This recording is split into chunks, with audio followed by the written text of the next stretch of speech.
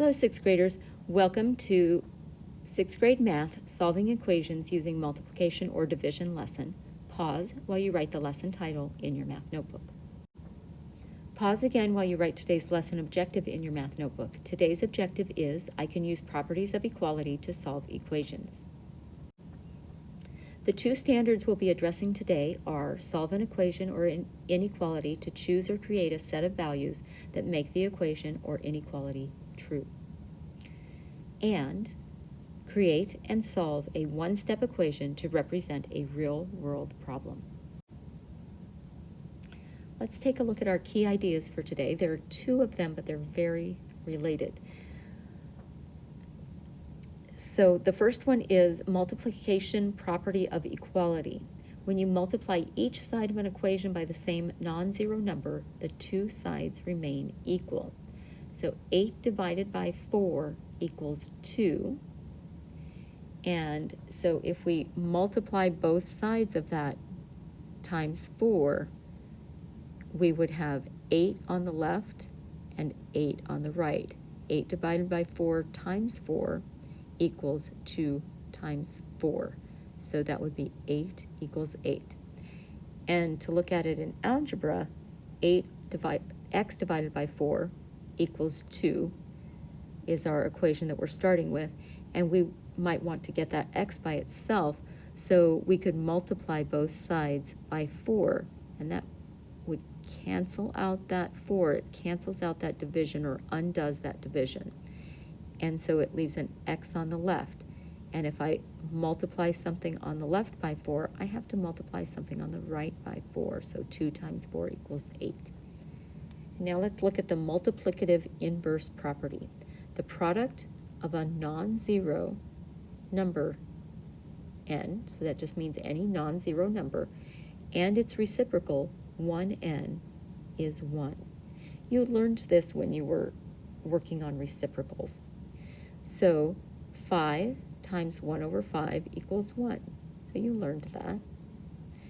And if we look at it with algebra, it's n times 1 over n equals 1 over n times n, which equals 1. So that's just saying that if you multiply a number by its reciprocal, you're going to get 1. And that number can't be 0. Okay, let's move on to our example 1a. We are solving equations using multiplication. So if we're using multiplication, that means we are undoing division.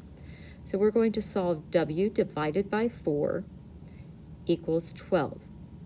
So first step is write the equation. We want to undo the division.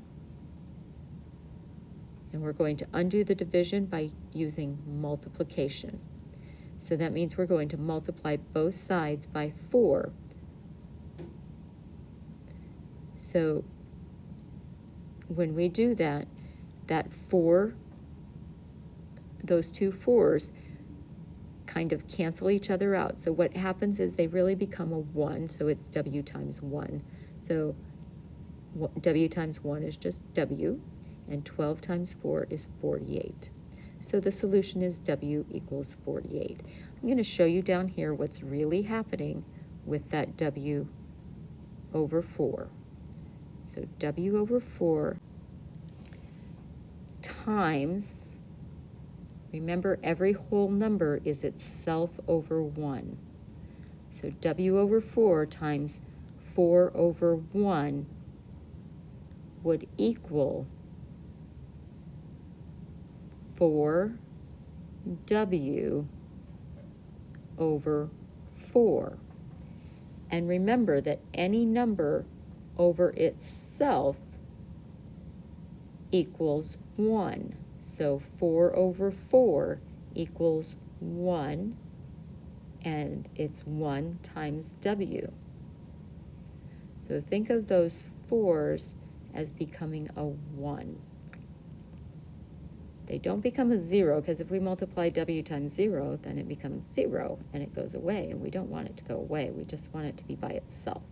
So it becomes a 1 sitting in front of the w, so it becomes that invisible coefficient of 1 So we just write it as a W. So that's what's really happening when you're multiplying to undo division.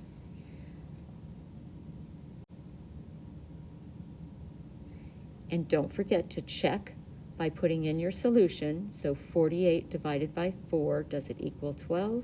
Why, yes, it does. It's amazing. And now we're going to look at example 1b. And it's to solve 2/7 x equals 6. So we're going to write the equation 2/7 times x equals 6. So it seems like we would have to divide because we're multiplying, but we need to remember how everything works with dividing fractions and all of that. So let's work this through. Where it says we are going to use the multiplication property of equality and the multiplicative inverse property, which means that we need to multiply both sides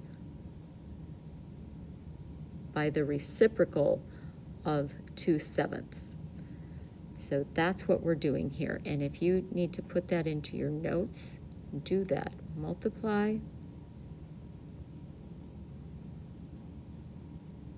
by the reciprocal.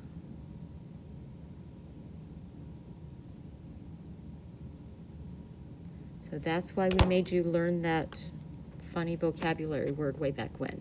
So 2/7, we need to multiply both sides by 7/2.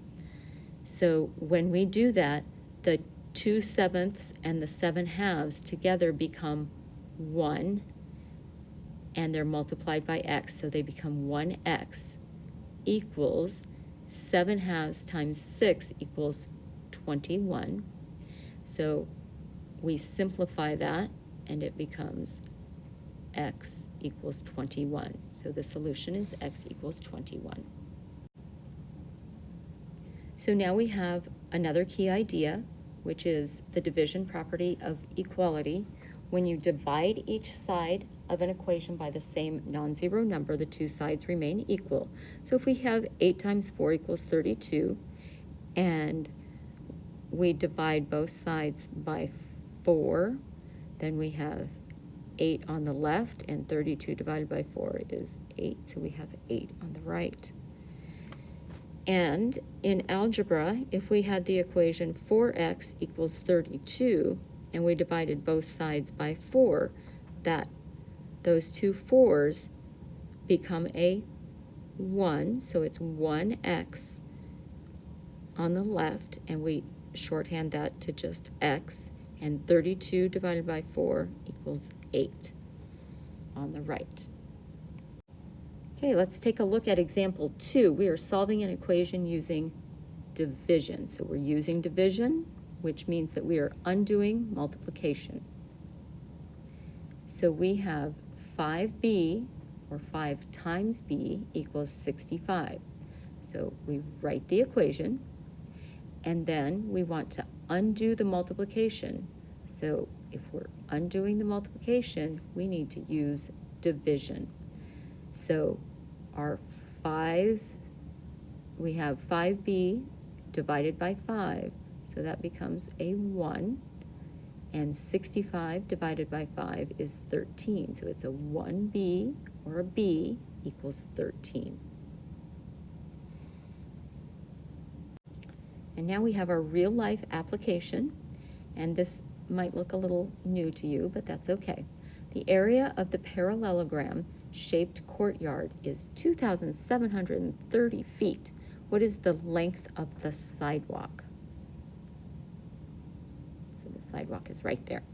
So the height of the parallelogram represents the length of the sidewalk. So the area of a parallelogram formula is area equals base times height. So here's a secret for you. A parallelogram is just a leaning rectangle, so it's got basically the same formula. So a rectangle is length times width. A parallelogram is base times height, but it's the same two measurements. So we are going to substitute 2,730 for A because they told us that that was the area, and 65 for B because that is what they said was the base. So that's B. And then we need to use the division property of equality because we are undoing multiplication. So 2,730 divided by 65 is 42, and 65h divided by h is 1h, or h. So 42 equals h, so the sidewalk is 42 feet long. Here's what you need to do next to finish this lesson. You need to be sure your notes are complete in your ISN, complete your Google form questions, review your lesson if you need to, and complete your Big Ideas math assignment in your Math Spiral notebook. Be sure you submit that when it is 100% correct, not before, and track your progress on your playlist.